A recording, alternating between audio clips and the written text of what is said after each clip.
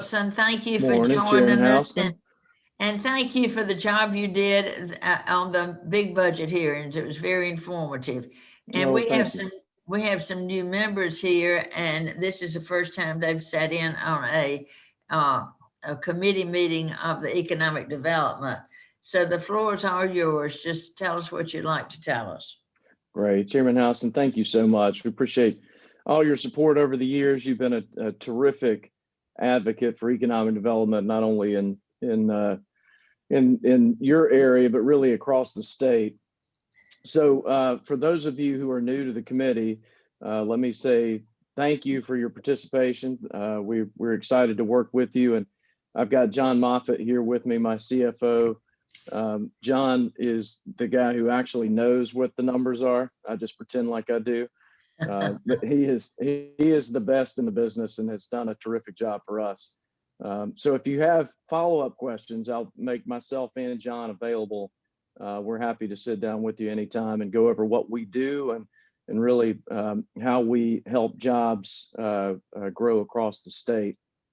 So I'm just going to say a little bit about the last year because it really has been remarkable in the face of a global pandemic. Some of the things that we've seen happening in Georgia, and it does go back to the fact that it doesn't matter who has been in the General Assembly, who has been in the governor's office for the last 20 years. We really have made a case for good fiscal management of the state of Georgia, and companies know that.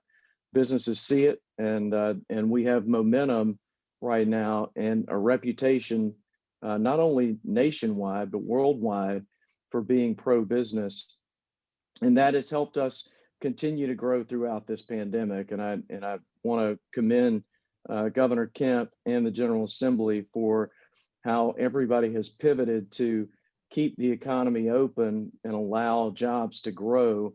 That has not gone unnoticed around the country and around the world. We have had companies that have selected Georgia during the pandemic because they were able to keep their doors open. Another piece of that is that we're seeing more projects that are supply chain projects where companies are moving to Georgia because they knew that if there is something that happens, if there's something unforeseen, that Georgia's going to do everything we can to make sure that they can continue to produce. And so what we've seen over the last 6 months, in particular, the fiscal year 21, which is what we're talking about today, has been remarkable. We announced in the first 6 months of the year over 16,000 new jobs to Georgia and nearly $6 billion in new investment. And so to put that in perspective, in the face of a global pandemic, our job creation is up 40% over this time last year, and our investments are up nearly 50%. And the great thing about it is we've seen this happening not only in Atlanta, which continues to be a major job creator, but we've seen it all over the state. And I was just in Athens this week for a company, BioPlanet, that opened up a 400-person facility over there with technology that came out of the University of Georgia that creates an electric static charge on Clorox products that you fog a room and it kills 99% of all biologic viruses and bacteria in that room. It's fantastic to see something like this happen, that in the face of a global pandemic, we have a technology that came out of the University of Georgia that we're keeping at home. And it really is a company that's poised to grow. But that was in Athens. We've had companies from Bainbridge to Thomasville. We were in Chattooga County this year. I mean, we've seen companies all over the state continuing to grow. And I think that, again, that's a testament to good leadership and a history of good leadership, as we've got a track record of managing through down times. So when you look at the 21 budget, Chairman Houston, we had one ad in the amended budget, and I want to thank the committee for continued support. It's nice to see a budget in the middle of a pandemic that is not a budget full of cuts. We are lucky that we are not New York or Illinois or California, who are facing massive cuts again this year. And so we actually have an ad in our budget this year of $1 million in tourism, and you'll see that in 23.9, and that is an important ad for us. And so if you think about what tourism is to the state, tourism was prior to the pandemic about a $69 billion statewide impact. And it was over 486,000 jobs across the state. So we think about tourism, and you think about conventions, you think about museums in Atlanta, but tourism's more than that. And it really is the backbone of tourism are small businesses, and there's small businesses all over the state. And they're businesses that drive traffic to our vibrant downtowns. And if you go to Nashville, Georgia, there are businesses that are around the square that people go visit when they're coming through. You know, I think about Hartwell, Georgia, near where I grew up. The bakery on the square there is really it's a tourism asset, not only just the something that locals enjoy, but people that are visiting Hartwell are attracted to that asset that's right there on the square. These businesses have been literally crushed around the state. So Georgia's lost about $11.7 billion in travel spending since the beginning of the pandemic, $627 million in state and local taxes. That's significant. And really the driver in our unemployment numbers right now are tourism jobs. We really are, that 5.7% unemployment has at least a 2 to 3% of tourism jobs that are accounted for in those numbers.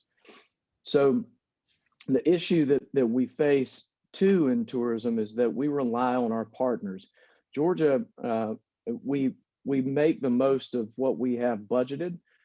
We are very, I would say we're frugal with our marketing dollars, but we rely on our partners. We partner with the local CVBs and direct marketing organizations. And again, whether it's Joe Marinelli in Savannah or any of our partners around the state, we rely on them to help us market product. And if you think about what tourism really is, it's the state helping get people to look to Georgia, and then the locals trying to bring them in and do that by showing product.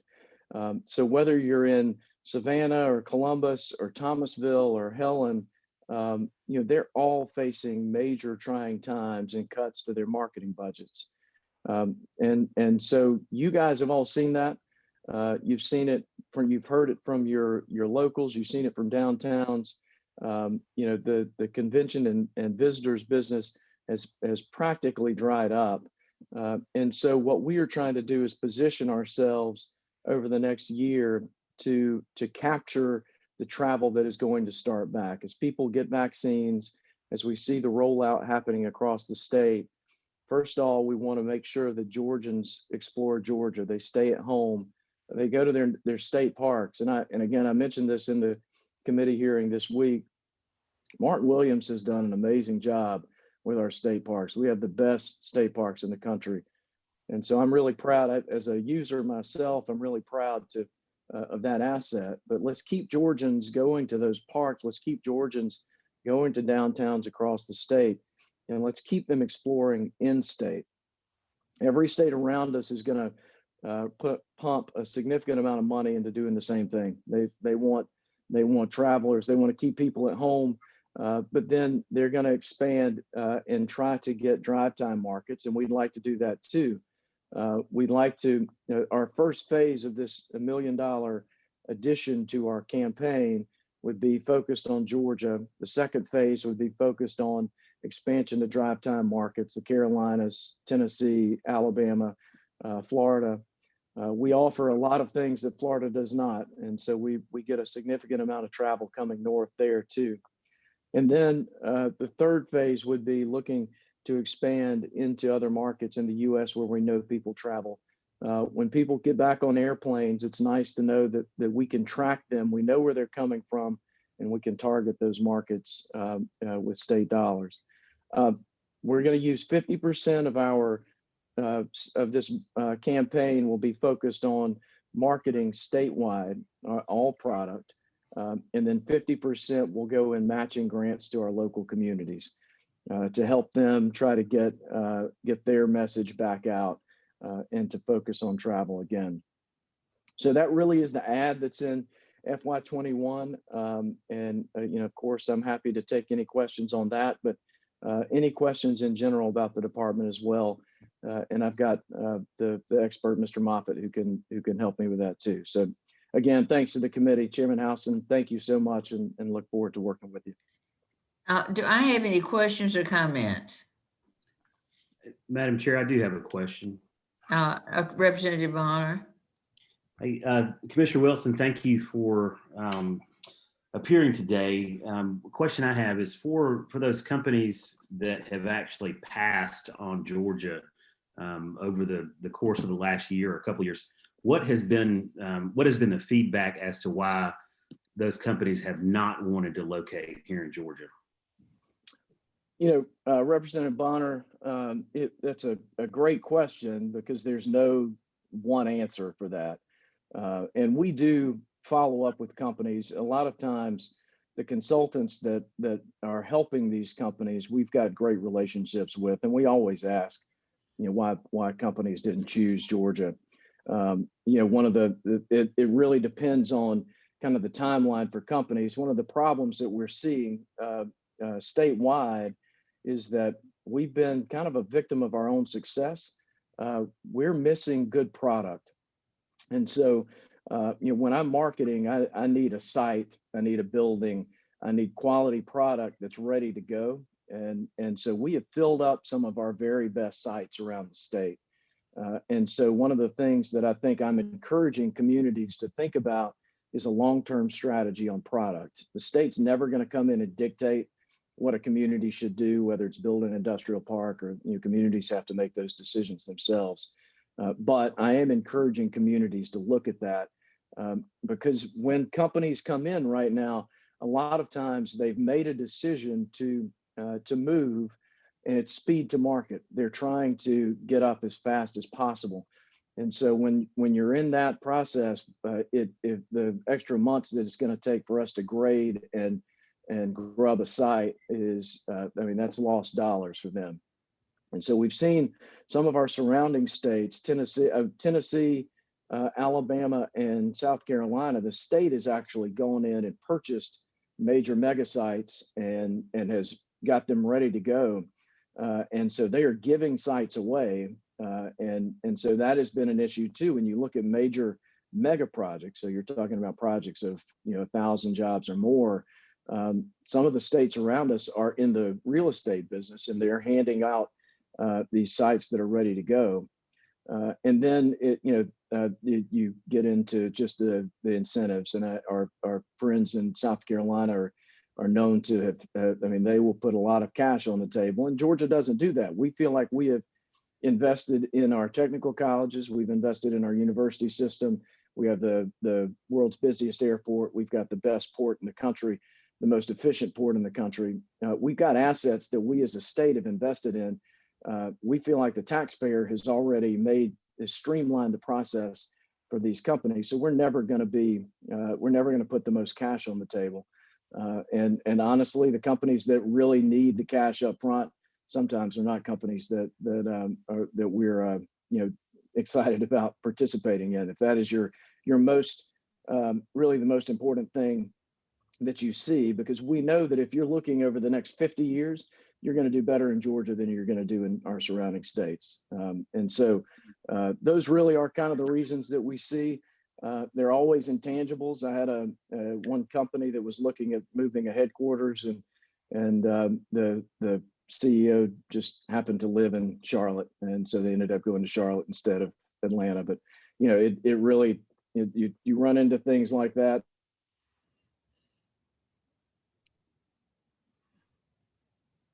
Cash or workforce, finding the right workforce in an area. Well, good. Well, then just one follow up to that, if I could.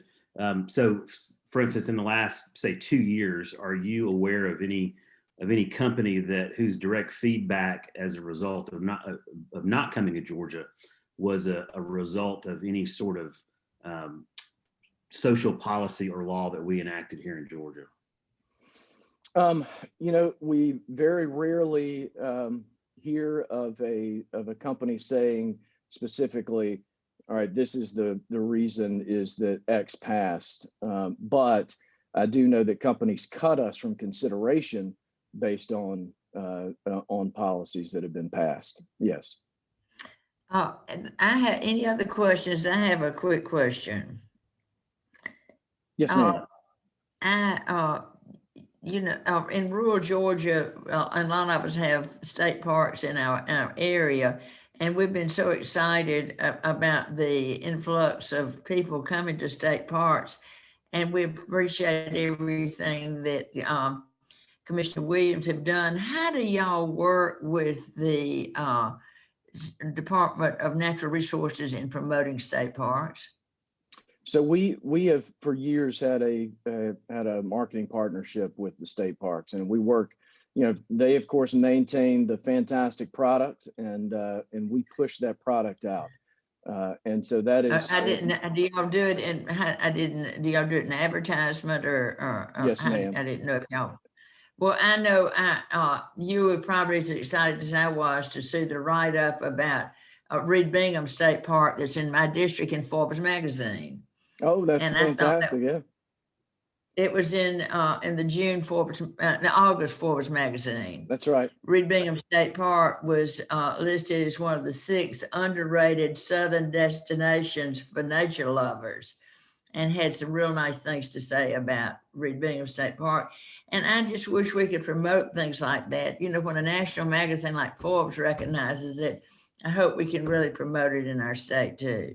Absolutely. And that is always something that you'll see us turn that back around on our social media platforms. And that is absolutely something that we try to do, because it's so rare that we get a message like that we can amplify that has a nationwide audience. So I agree. Well, and I haven't seen much about it. That's one reason. I mean, maybe I just missed it, but I saw it in Fort, but other than that, and I'll be glad to send y'all the article. I'm sure that I've got it, but we'll make sure that we're doing that, Madam Chair. Especially since it's in my district. Thank you. Of course. Any other questions? And I'm sorry for the mix up about getting online early and those things just happen. But thank you so much for joining us. That's the way of 2020 and 2021. We absolutely understand. So we're here for any questions if anybody has any follow-ups, Chairman. All right, thank you. And he'll be, Commissioner will be glad to answer any questions, or if you have anything you want to ask Morgan about, just please reach out to her. Terrific. Thank you so much. I think Representative Nunn is standing by. Not Representative Nunn, Commissioner Nunn. I tell you, getting all these things mixed up and not coming in has sort of rattled your chairman. I appreciate that, Madam Chair. Can you hear me? Yes, I can. Great. So you did a great job, and I appreciate the promotion. Thank you. It's a pleasure to be with you today. It's good to see some familiar faces and all of those who are new to the committee. Welcome, and if there are ways that I can be helpful in helping to unpack DCA and all of the available programs within our responsibility, that I am a phone call away. I trust each of you as well, and doing your families are okay. We're still working on the technology on our end and trying to get the video correct. I'm joined today by 2 colleagues. Hold on one second, and let's see if we can get the video. I'm joined by 2 colleagues today as we're zooming in. Stephanie Green is our CFO, extremely talented right hand, and equally capable, I know you all know John Ellis from Moultrie, who's been with DCA and keeps me straight and in line. And let me just start, Madam Chair, by thanking you and the members of the legislature for the support that y'all continue to show us. I know you and I were together in Tifton back at the end of October, making CDBG grants to 8 communities. Representative Jackson joined me in Thompson in November, and a number of legislators joined me as I've traveled around the state over the last year. So thank you for your continued support of DCA and the work that we do. Last February, I spent the better part of 2 hours unpacking our budget in this subcommittee. I promise to be brief today because we really don't have a whole lot of changes, neither additions nor subtractions. But if you'll allow, I'd love to give you just a brief update on what's been going on the past year, highlighting some things that I think would be of particular interest to this group. And I know it's been a year for all of us. It seems like 4 or 5 or 10 packed into one. But I am especially proud of the DCA team and the fantastic job that they have done. As we pivoted or adapted or changed, whatever you want to call it, change, in human nature is not easy. But faced with the pandemic and a shift to virtual environment, we accomplished that with relative ease. And I'm pleased to say that in addition to all of our normal program activity, which can be consuming, we've managed that with minimal disruption, as well as taking a fairly significant role in coronavirus response. And I wanted to talk a little bit about that. Our regional representatives worked really closely with the Small Business Development Center in late March and early April as we worked to communicate and educate around the payroll protection program. And then subsequently they pivoted and were instrumental in assisting OPB and SAO in deploying about $365 million in coronavirus relief funds to our local governments. And I know that was meaningful to our local governments. Our rental assistance division, which is strong and includes the Office of Homelessness and Special Needs, they've been instrumental coordinating across locales and among agencies and addressing needs, including the use of CARES funding through the Emergency Solutions Grant, which is a HUD program aimed at homelessness. We're working diligently with the governor's office now on additional rental assistance funding that may be available through the recent federal stimulus.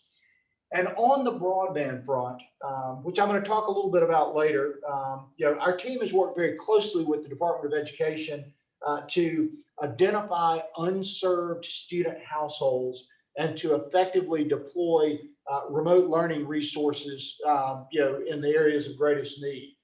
Similarly, they've worked with DPH and other agencies as the pandemic has really shown a spotlight on the criticality of high-speed internet access.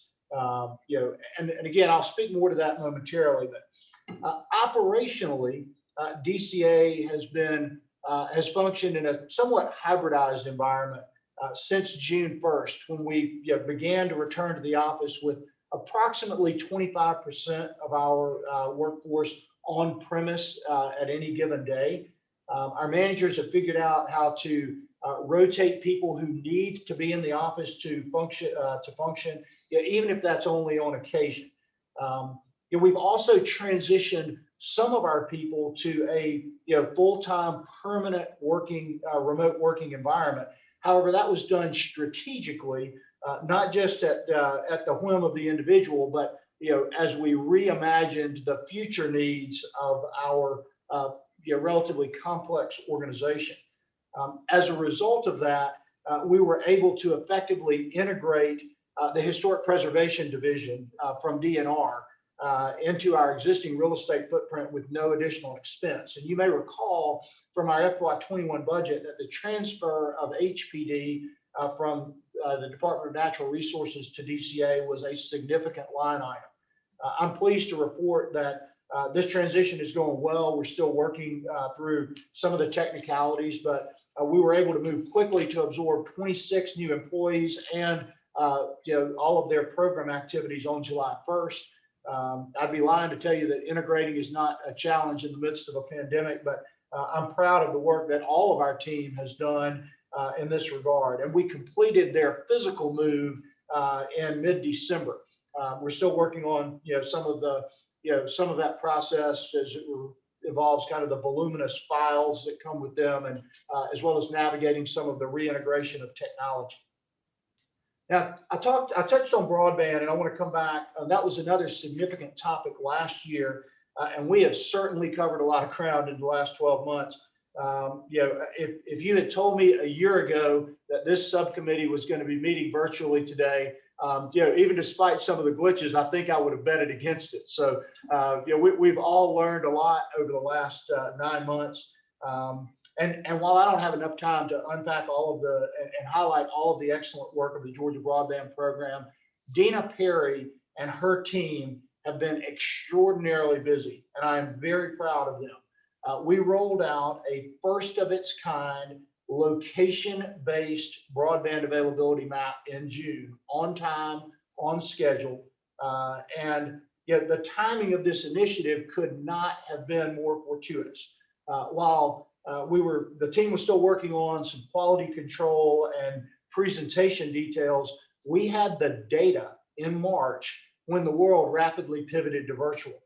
And as I mentioned, that enabled us to work with the Department of Education and DPH to effectively deploy resources to unserved student households and for telemedicine purposes.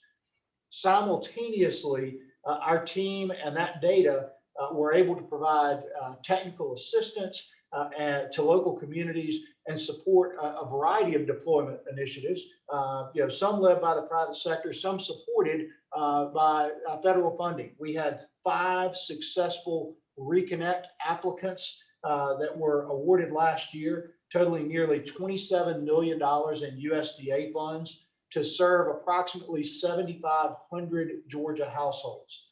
And I want to just take a minute to thank Secretary Perdue and his team at USDA for the fantastic partnership that we have enjoyed, and we look to continue to build on that in the incoming administration.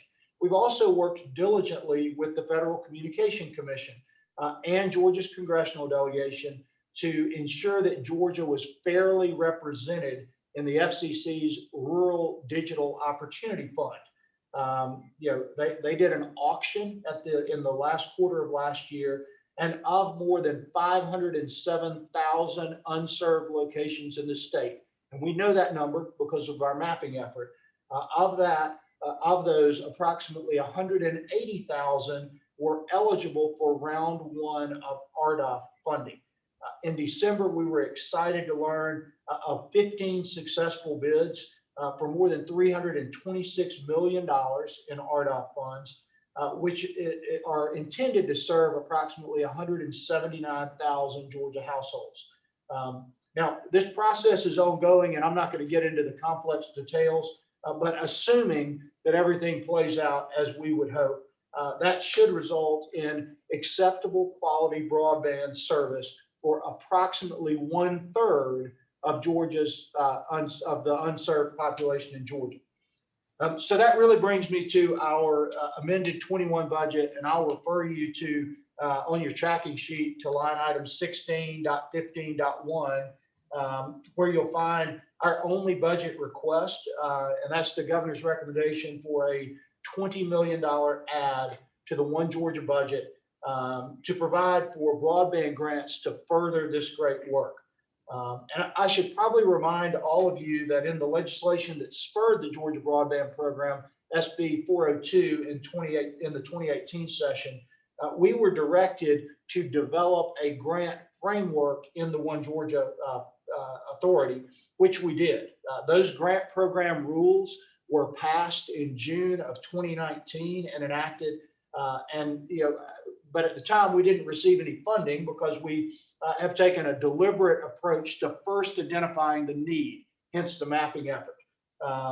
This $20 million request is intended for use to fund competitive broadband grants, as well as to provide matching contributions as we seek to continue to leverage additional federal funding. The Georgia Broadband team, Dina Perry and her staff, are looking forward to deploying these funds, and they stand at the ready as this is the logical next step of our deployment initiative. And so, Madam Chair, with that, I will conclude my remarks and happy to entertain any questions. Oh, thank you. And thank you for the job you're doing. And I think all of us realize every day how important broadband is. And especially during this pandemic, it has really touched the lives of so many students. And we're all concerned about the education, and especially when these rural kids have no access to internet. Do I have any questions? I've got one quick question. This $20 million grant, when are the grants going to roll out that people can apply for them? So fantastic question, and I know a number of your colleagues on this committee and and more broadly in the legislature have the same question. So the timeline that we are currently working on is pending the approval of this budget request and the signing of this, that we would be looking to do a NOFA sometime in the second quarter of this year would be ideal. That may push into the early part of the third quarter of the year, but we're going to try to move just as quickly as possible. Again, the great groundwork that Dina and her team have done enables us to do that. The fact that we have rules in place, as directed in legislation. I think we will move as quickly as possible. And obviously that is something we're working diligently on as we speak. So I'll make sure you're the first to know when we have a date. Okay, well, thank you. And thank you for the job you're doing. Do I have any other questions? I'd like to just make a quick comment if that's okay. Please. Commissioner Nunn, I just want to thank you for all the work. I know it was a major effort to create these broadband maps, and from the way I understand it, they're some of the most up-to-date maps in the country. And so this is going to go along. Identifying a problem is the first step in solving a problem. So thank you so much for your work so far, and look forward to working with you to get broadband in all of rural Georgia. Well, thank you. I appreciate that. I appreciate the comment. I am very proud of our team. One of our neighboring states, at least here in the Southeast, made the comment as we roll those out that Georgia had changed the face of the broadband discussion in the nation, and I take great pride in that. I also take pride in the fact that the FCC has taken note, and we think that we're going to be kind of the leader in the nation as others follow suit. Thank you. And I think I saw Commissioner Black standing by, and I'm so sorry that we had a little glitch in it, but that's just happened. Everything has a glitch in 2020, and I guess we're going to follow it in 21 too. So this too shall pass. Well, thank you so much. Thank you. Commissioner Black. Good morning, Madam Chair.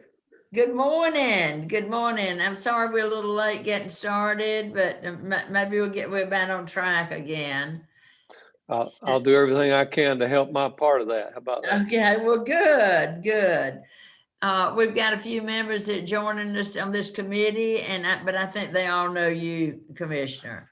Well, thank you, Madam Chair, members of the committee, and we've got some of our team is also listening in. I think Jimmy Wilson, our CFO. But it's a pleasure for us to be with you this morning, and I hope everybody's well. And we'll run through pretty quickly, Madam Chair. And if there are questions, certainly we'll ask them either online or offline. I think you've got a pretty comprehensive report from us, and let me assure all committee members we're not going to read that word for word. We do have 5 points that we'd like to bring up this morning, if that's okay. And first is kind of the obvious from the report. We're dealing with a little budget now, and our comments associated with that is that we're thankful. Had a little mix up toward the end of last year. We had $500,000 in the budget. because of just the challenges everyone was facing and coming back in June, that dropped, but we still have a need for those vehicles. And there's 500 in the governor's recommendation there on the tracking document, 500,000. There's one little, and Chairman England texted me the other day, Madam Chair, about the math behind this. We're still not certain where 32 came from. All of our data that we've turned in to OPB is 21. So it's 21 vehicles. They average out at about 23,000 a pop. The reason that is there's some Kia Altimas, but some of those are some four-wheel drive trucks for some of our inspectors. So that's still a good value.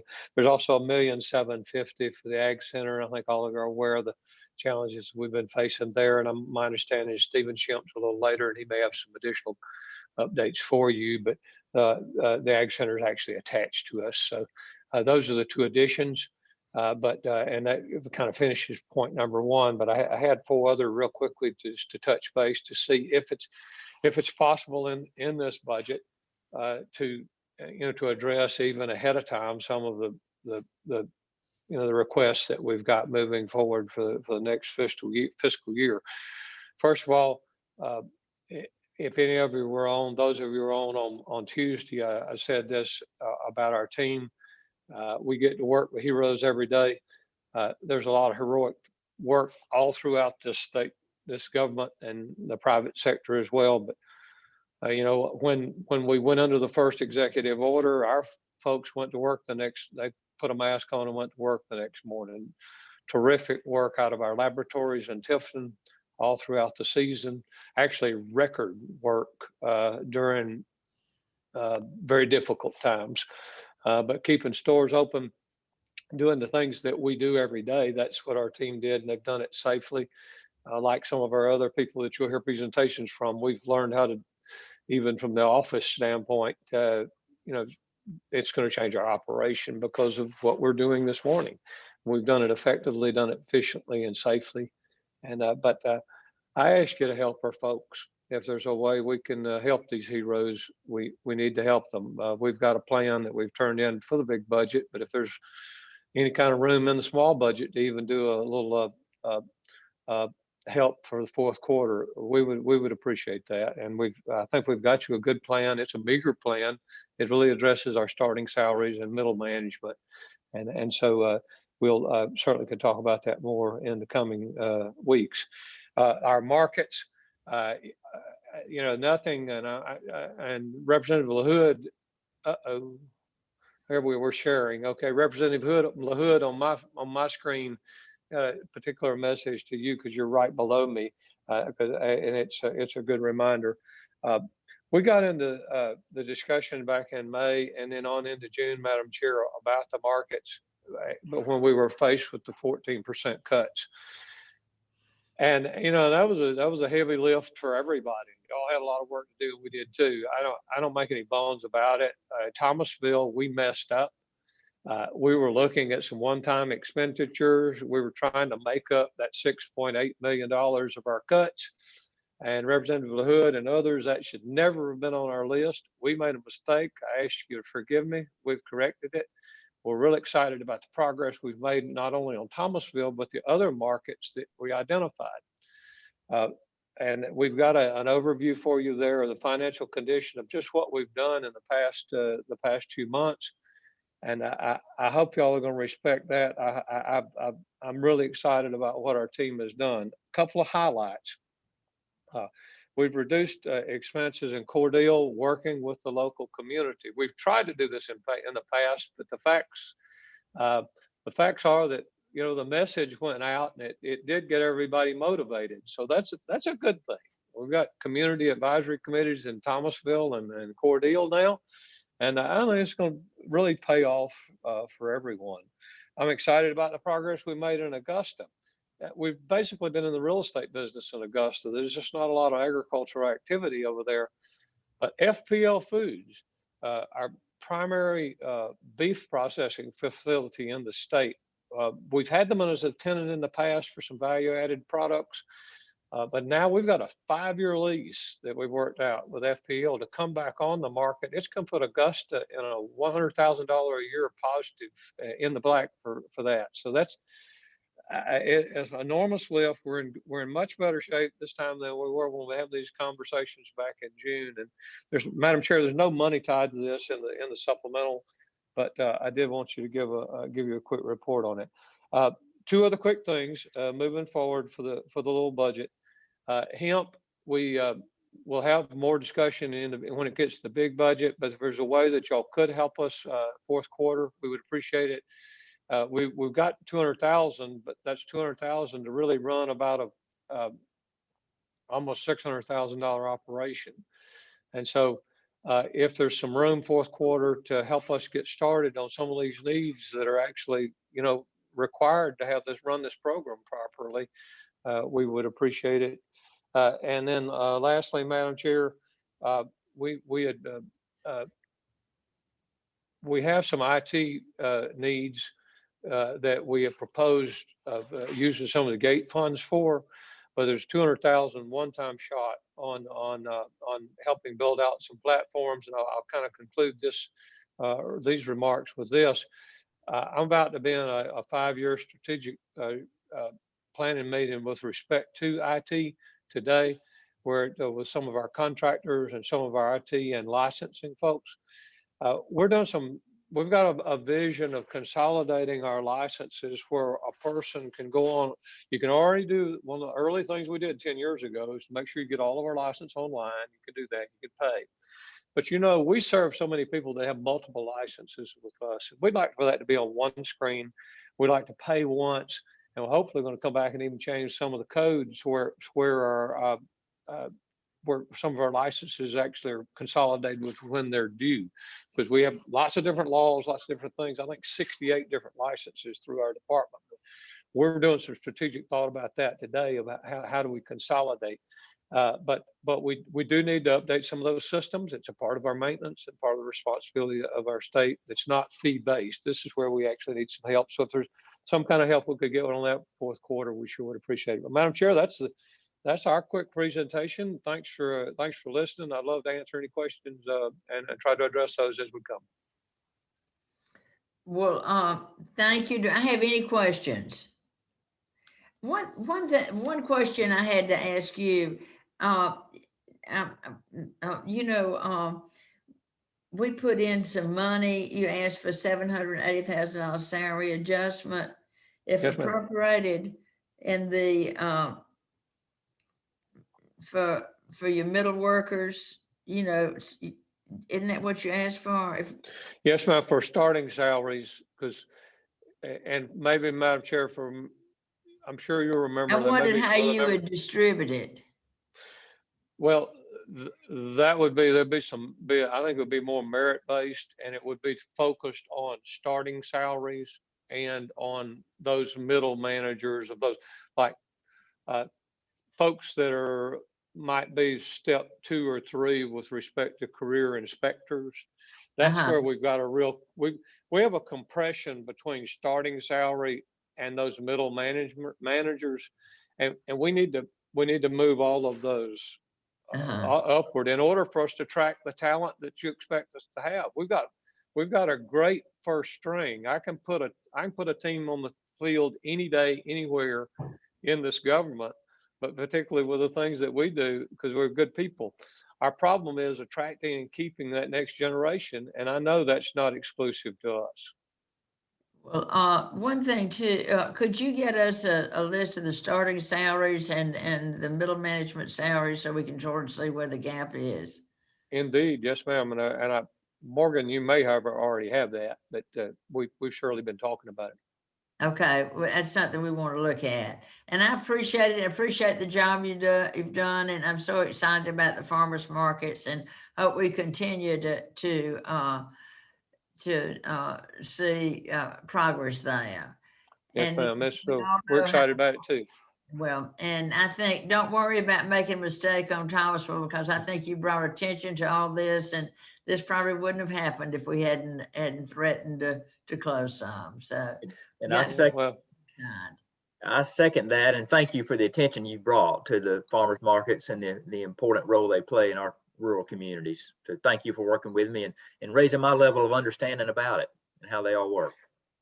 Well, I want y'all to know too, we don't play games, and we don't lob things for the sake of that. Oh, I know. If I make a goof, I'll tell you I goof, and I goofed on that one. But I will say, celebrate the fact that even with our serious evaluation of all of that, it has drawn greater attention, I think, for everybody, and that'll be a benefit. Yep. So why don't we Yep. celebrate that? Absolutely. Good. Thank you. Thank you. And next we have forestry. Is forestry on the line? Hey, Madam Chairwoman, this is Tim Lauermore. How are you? I'm fine, Tim. How are you? I'm doing great. I'm doing great. I'm a new face to the committee and group, so Faith, and you've got some good friends over in the house. John Burns has had some great things to say about you, and I'm looking forward to working with you. well, I appreciate that. The majority leader he's a good man and does a good work for our state for sure. So I appreciate that, and it's an honor to be with you guys, you Madam Chairwoman, and your committee, and I'm excited to be here with you this morning. And I have Michelle Gray, our Director of Administration, and Gary White, our Deputy Director here. You know this, Madam Chairwoman, but I'm not sure the entire committee knows this. I was honored to receive the appointment to the Director of the Forestry Commission on December the 21st from Governor Kemp, and it's a huge honor for me to have the opportunity to lead the Georgia Forestry Commission. Their mission is simply to manage and conserve and protect Georgia's forest resources. And in my opinion, I don't know that there's a higher calling that I was more eager to take than to serve as director and to serve our great state. So those forests fuel a major part of our rural economy, not only rural economy, but our urban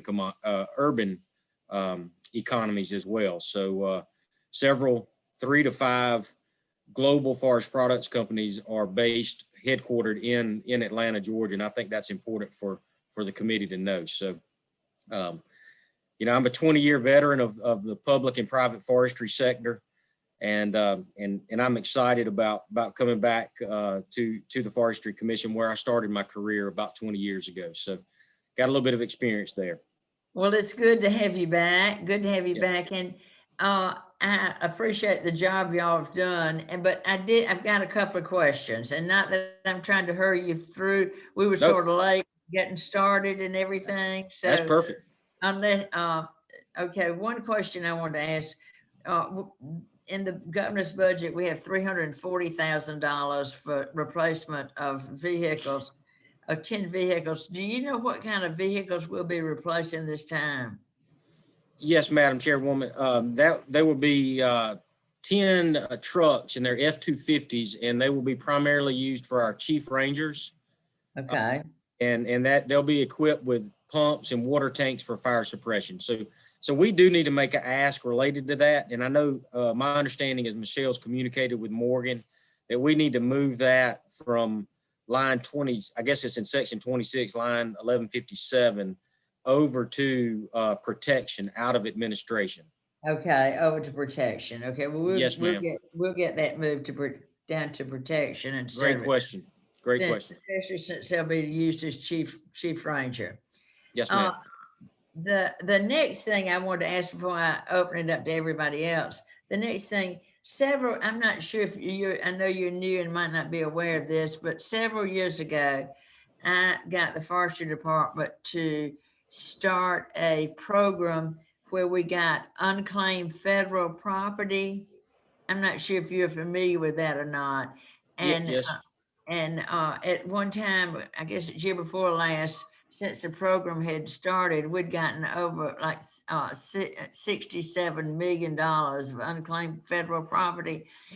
And I want to let's check and make sure that program is still going, because it is very important to our local fire departments and volunteer fire departments and cities. Madam Chairwoman, you'd be pleased to know that the very first signature that I placed on a document was on our ability to continue to participate in that federal surplus program. So I don't know if that was by design by the GFC team here or not, but I'm glad that I was thinking about that this morning. I said, you know, that was the very first document I signed. So we are continuing to participate in that program. Well, good. Thank you. Thank you.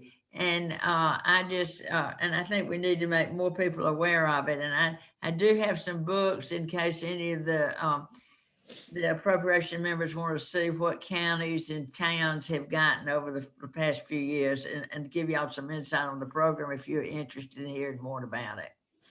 But thank you. And do I have any other question? Any other question? Oh, and one other thing too, about burning, control burning. Do you see, I mean, I see a lot of that over in South Georgia, in Southwest Georgia, but a lot of the large timber companies are not doing it. And I'm afraid if we don't somehow get control burning done, we're gonna have another big forest fire. How do you feel about control burning? You know, as a forester, professional forester and registered forester in our state, I certainly believe control burning has a major and important part, plays an important role in managing our forests. So, you know, I came from the private sector, and I'd be thrilled to look into that a little bit more and understand and share with the committee and with you, Madam Chairwoman, as to some of the reasons why and why not large corporate landowners don't burn or do burn. But I certainly believe control burning has a major role in forest management and really benefits the citizens of Georgia and our state. Well, and I think we've all seen what happens when a large timber tract gets on fire that didn't have control burning, and the amount that what it really does cost the state and the companies lose too. And one other quick question. I know timber prices are sort of high right now, and I think everybody's sort of glad to see, you know, if you're a landowner, you're glad to see the increase in timber prices. But if you're building a house, I mean, it's a different thing. But the timber harvesting this year, what kind of revenue do we expect from timber harvesting from the department this year? Michelle, I was just asking Michelle, Madam Chairwoman, and it looks like we're going to get about $1.2 million to $1.5 million. Okay. And that's coming from state managed Georgia Forestry Commission lands. Yeah. Okay. All right. Yeah. All right. Great. That sounds good. But thank you. And does anybody else have a question? And I appreciate you joining. And please know that we're here. If there's anything Morgan can do, I can do, don't hesitate to call us. Okay. Great. Thank you. Glad to have you on board. Well, I'm excited, and I look forward to seeing you in person someday soon. It sounds good. Sounds good. Thank you so much. Thank you. All right. No other questions? If not, we'll go on to soil and water.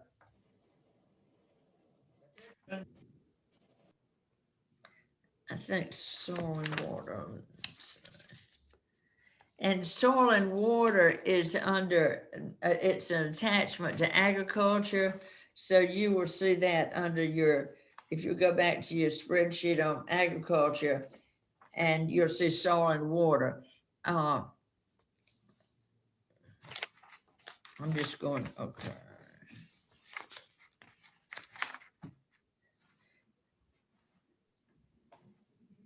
Commissioner Attaway's with us today. Thank you so much for joining us. Good morning, Madam Chair. How are you? I'm doing good. Thank Good. you. And we've got some new members, and if you haven't met our Commissioner of Soil and Water, be sure and go by and speak to him sometime when you're in Athens. Their home office is in Athens. Yes, please do. And welcome new members. Look forward to get to know you a little bit better and educating you about what we do and working with you. So, one question I had to ask you, we're trying to get down the wait time for soil and water control applications. Could you just sort of address that and how that's going? Yes, ma'am. Would love to. I appreciate you asking. It was on my updates to give. As you know, Madam Chair, members of this committee were very helpful in hearing our situation last year. For those that might not be as familiar, by law, we have 35 days to review erosion self-control plans for developments. This time last year, we were right at 33 days turnaround time on those plans. Not where we wanted to be, not where the development industry wanted us to be. We were able to receive a new person, have them in our workforce now, and we're down to a 10 or 14 day turnaround. As you can imagine, construction development industry is a lot more happier with us. Employee morale is obviously picked up as well. They knew the work that had to be done and knew the uphill battle that they were climbing, and they're a lot more happier and easygoing at work with the stress being relieved some. So just overall, it's a much better situation, Madam Chair, and appreciate this committee's work in helping us get there. Well, thank you, and I'm glad to hear that. And I know we passed a bill last year, maybe it was year before last, that municipalities could have their own soil and water erosion technology to pass on it. Do you see any counties doing this? Has that helped? We have had maybe a half dozen reach out about the process, and as they learn more what they will need, I expect them to start picking that up. We have not seen anybody at this point fully engage in that. Okay. Now, would you like to give us an update on the dams or anything like that? Sure. In the dam world, we are as active as we have ever been, with some bond funding to reconstruct some of these older dams. These were built, Madam Chair, for new members, just a quick update, in the 50s and 60s with USDA money.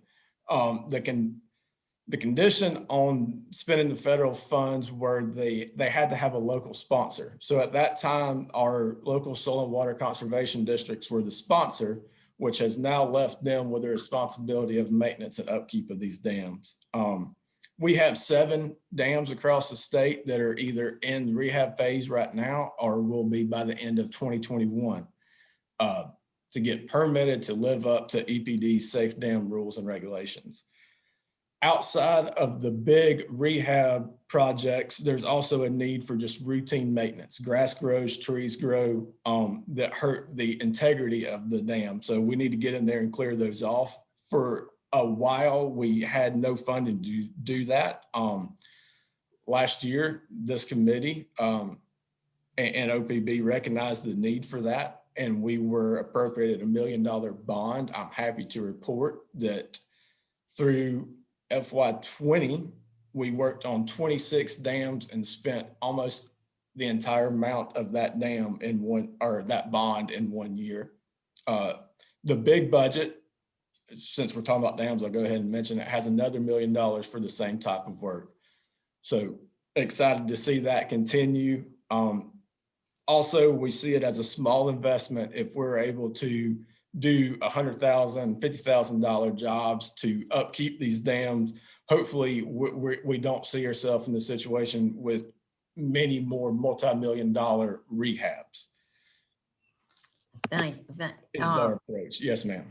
Well, thank you, and thank you for the job you're doing. You have really turned things around, and well, I appreciate to hear that, and it wouldn't be possible without you and this committee's help. So I appreciate what y'all do to support us. do I have any questions?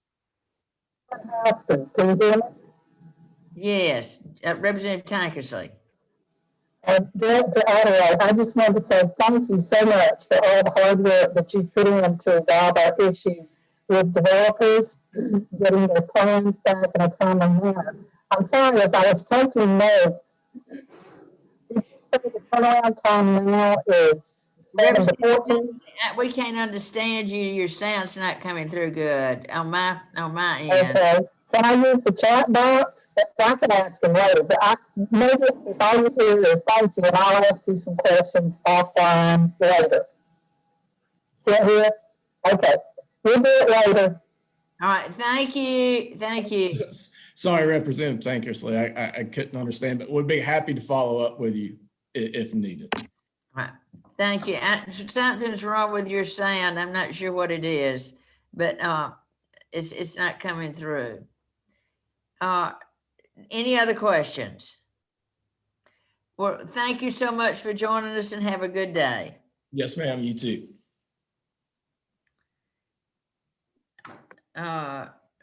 Next, we have the Ag Expedition Authority.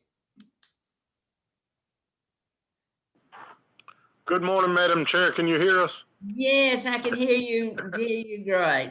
I hope all is well. We appreciate, Madam Chair, the opportunity to speak with you all this morning, and members of the committee. Thank you so much. I am Stephen Shemp, the Executive Director of the Georgia National Fairgrounds. I have with me Steve Rogers. He is our CFO, and the Chairman of the Georgia Agricultural Exposition Authority, Mr. Foster Rhodes. So we are here. We sent Morgan a package late yesterday afternoon. Morgan, we apologize for that, but I hope that members had it. But I'd just like to hit some highlights of it, and if that's okay with the chair and the committee. That would be great. Well, we discovered a pandemic. As you know, the Georgia National Fairgrounds and Agri Center is a gathering place for people. We bring in about 1 million people a year to Perry, Georgia, and into Georgia to do everything from display their livestock to weddings and such. But this pandemic, basically, it hit us as hard as possibly something out of the ordinary could hit us. In that packet, we have our net loss so far due to well, in 2020 was about $4.84 million we lost in revenue. We had, not that we canceled events, but when we started in March, between March and December, 52 events canceled on us due to the pandemic, resulting in that $4.84 million loss. Fortunately for us, 2019 was a banner year for the Georgia National Fairgrounds and Agri Center. We experienced a large volume of people, large volume of events that helped us survive to this point. As you know, we are 90%, give or take a percentage point here and there, self-sufficient, but we do rely on appropriations. So we do not carry basically a reserve from year to year. It's all operating capital. As we came in with the guidance from our board and from our staff, basically we circled the wagons from March to December, and we're currently at 52 employees. At full staff, we're at 67. We had 8 full-time positions eliminated. 5 long-term staff retired. We lost a lot of experience during that time. And fortunately for us, working closely with OPB, they were able to accelerate our appropriations to give us the funding to last as long as we have. Currently, we run out of money approximately in April. As to where basically what that means, running out of money would be a shutdown for the Georgia National Fairgrounds and Agri Center. Currently, in the Georgia's fiscal year 21, the governor's recommendation in the amended budget is $1.75 million. We feel like that will get us through to June, July, August, September. We come into fair time in October. So in the big budget, we may have another ask at that time to get us so that we have the operating capital to bring us into the fair. And as you know, the Georgia National Fair is our major fundraiser for the year. About 67% of our operating capital is raised during the Georgia National Fair. Now, this pandemic has opened our eyes that maybe we need to do a little bit more, and we are currently working on a new business model and changing some of our revenue streams that we can not rely on that fair as much. I hope that everybody's received the packet. We are very much available to answer any questions, whether now, my phone is always open, either through email, whatever, phone calls, but we would be happy to answer any questions. Do y'all have any questions? First of all, I'm glad to see my friend Foster Rhodes. Nice to see you again. See you, Chairman. Yes, ma'am. One thing too, the federal COVID release fund, were y'all able to get any money from them? We're currently working with Ben Ayers.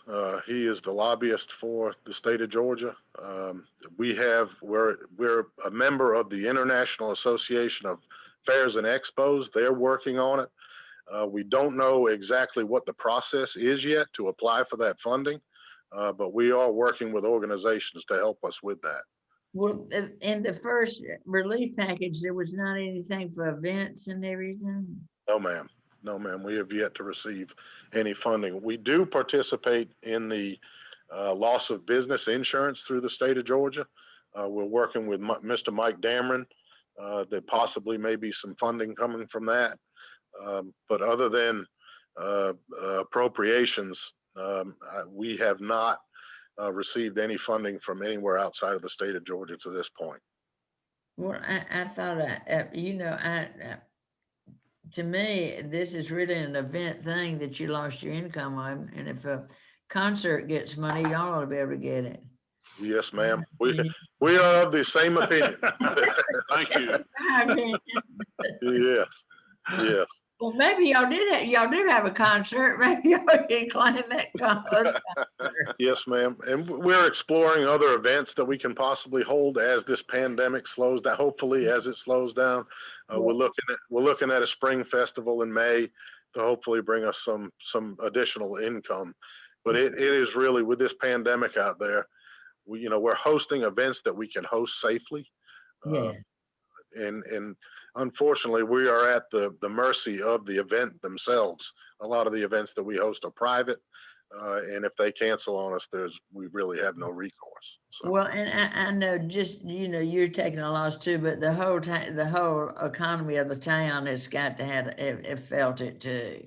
Yes, ma'am. And we are constantly approached by the city of Perry and the Houston County chairman about when we're going to get back to full capacity. The hotel rooms in the area are feeling the pinch, as well as tax revenue. And I included in the packet, in 2019, the Georgia National Fairgrounds was responsible for about $9 million in tax revenue between the state and local taxes. So this facility not operating at full capacity is definitely a hurting impact on the local and the state economy. Yes, it certainly is. And anything we can do to help us, we understand how important it is. Morgan, maybe I didn't get that packet, and maybe it came in late yesterday afternoon. I'll resend it. Okay. All right. Thank you. Thank you, Morgan. Do I have any other questions? Any comments? Thank you. Thank you so much. Thank you very much. Thank you. Thank you. Okay. All right, Public Service Commission. Are they on now?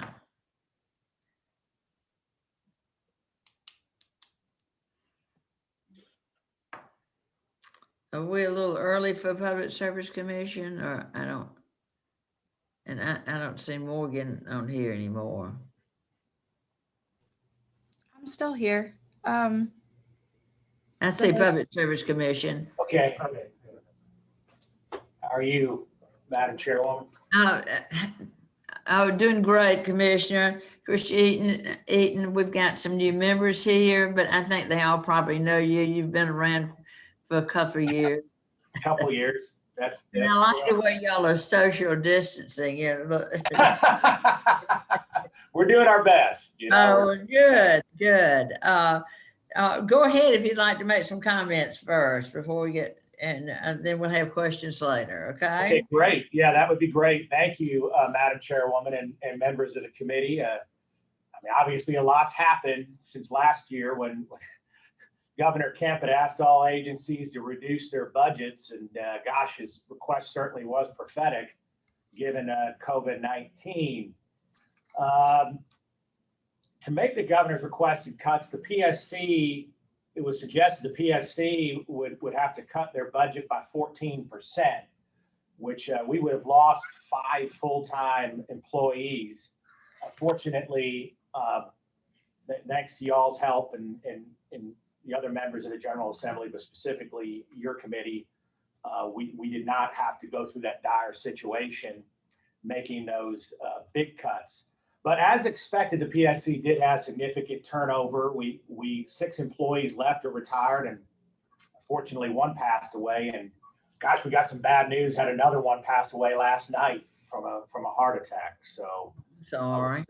Yeah, we're having to deal with that. He was a great guy, Ernest Watley, one of my best friends here. Shared a lot of fun and humor with him. But we had discussed leaving the positions open. The final 2021 numbers allowed us to fill 2 of the 7 positions, an attorney and a top accountant. We are seeking to fill 3 more, 2 important pipeline safety inspectors and a human resources director. The remaining 2 positions will remain unfilled for now. The retirements and departures came with ERS and annual leave payouts totaling $185,000. So the net savings for the first 6 months amount to approximately $12,550. These savings will increase as the positions remain open. The PSC, and we've talked about this before, had 107 employees during the Great Recession and 85 employees this time last year. When we spoke over the summer, we were down to 80. And as I mentioned, we're currently at 76 and hope to file 3 more. Any discrepancy in these numbers come from internal hires. Touching specifically on the call before you dig, those were where you added money for us to hire 2 new investigators for a total of $150,000. We expect to be able to show you significant increased collection numbers once the 2 investigators are fully trained and have closed some cases. So we've got to get them trained, and obviously these cases take a little bit of time to work through the system. Let's see about time. I'm just trying to go through it fairly quickly here. Some of your additional questions that you had on the PeopleSoft program, our employees, including the new lead accountant, are wrapping up the introduction to the new software, and we hope to have the complete conversion by July 1st. I believe they're sort of running them in parallel right now as a test. Regarding our association dues, we postponed paying $60,000 in the dues. The final budget made that unnecessary. We have until the 4th quarter to make those payments, and barring any emergency, we plan to pay those dues by June. We are up to date on our rent payments, no expected issues. In previous years, you'd also asked about our cash flow issues with the federal government. In previous years, we have had some cash flow issues. We're doing well right now. Sometimes it's hard to predict. But on December 7th, the Department of Transportation reimbursed us for pipeline safety expenses from January through June. Of course, future issues are contingent on federal policies with the new administration, and we are monitoring that. Finally, on the lawsuit, we've talked about that a little bit. I know we sent some information over on it. Basically, we've gotten challenged with a VRA lawsuit on our districts.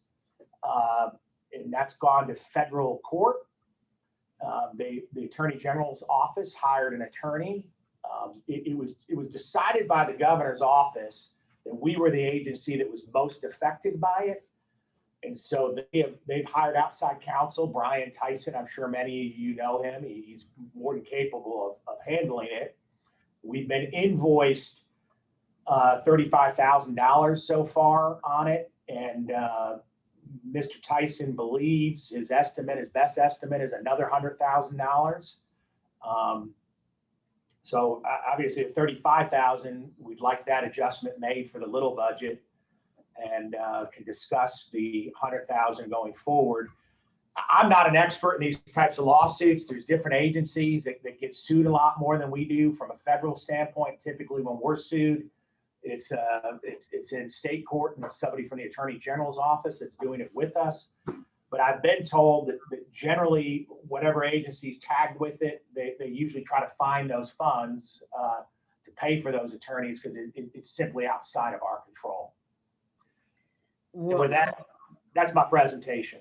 All right, would you tell them a little bit about this? I'm not sure if everybody's aware of the suit. Okay.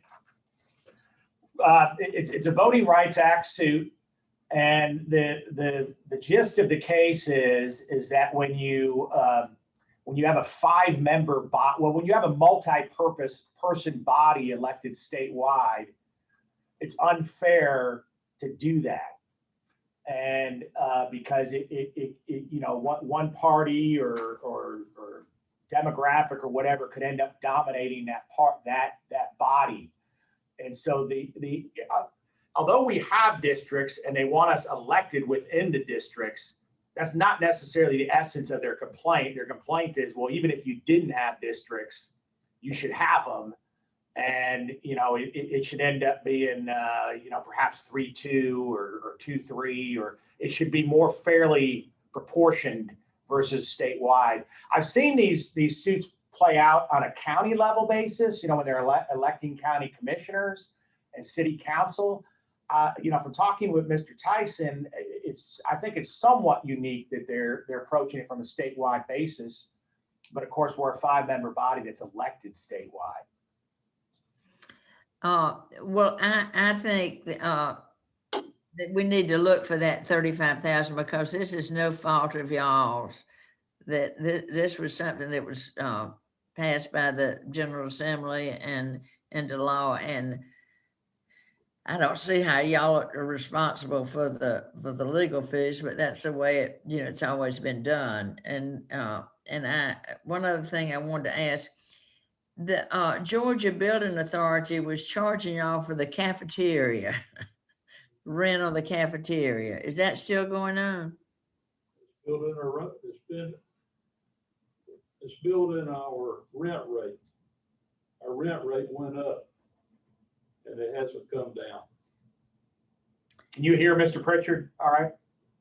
Well, it's because of the cafeteria? Yes, ma'am. I think we need to look at that. You make that decision, spread it to all the agencies affected. They spread it to the agency, every agency, or just, I don't see that in the ag budget, do I? Well, they over at the towers. Agencies that were in 244, 254, that were using the cafe here, from what I've been told, had to share in the cost of the renovation. I feel like we ought to have a little more say-so on the menu if they're doing that. Yeah. Well, I won't. I don't really understand that, and maybe I will talk with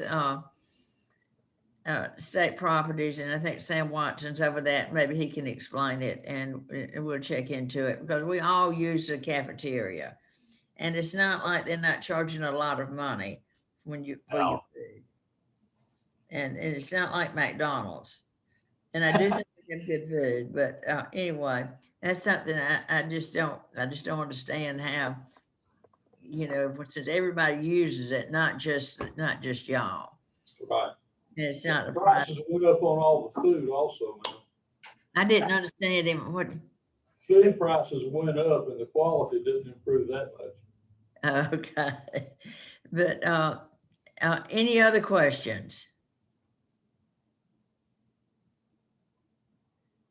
One other thing, we passed a bill last session increasing the amount of fines that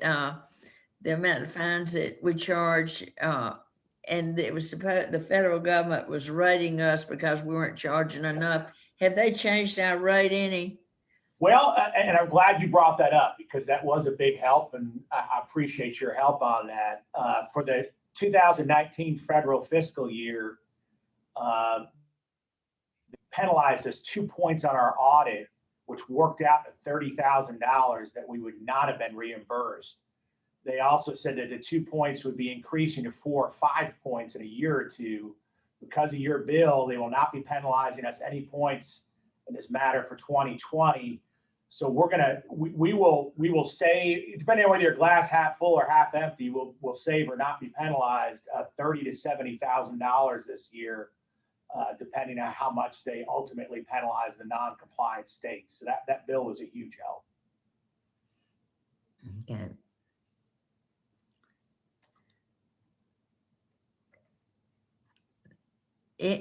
Any other questions? Well, thank you so much. And Thank we appreciate the job you're doing. Well, we appreciate you and your hard work on the committee. Thank you very much. Thank you. Poultry. Yes. Can you hear me? Yes, yes. Good to see you. Good to see you. Good morning. Well, my report's going to be very short because it's going to be a lot of thanks. First, I want to thank Morgan. Morgan, you're a great communicator. You really get us ready for these meetings, and I really appreciate Morgan. I wanted to throw that in. The second thing was Madam Chair and the committee and the Department of Agriculture and all of Georgia. I really appreciate all your patience and your understanding in the past 3 years while we were repairing a brand new building. The lab is operational. The lab repairs are complete. Since November was the complete date. As you know, for maybe the new members, we had vibration, humidity, and air balance issues in a high containment lab, and that was a big issue for repairs. I have to say that James Brown-Smith at GSFIC was fantastic in leading this effort. He found the right people, told them the right things, and got it done. I'm just really impressed, and I really would like to mention that because it's important. It was a success of a repair in the project, I have to say.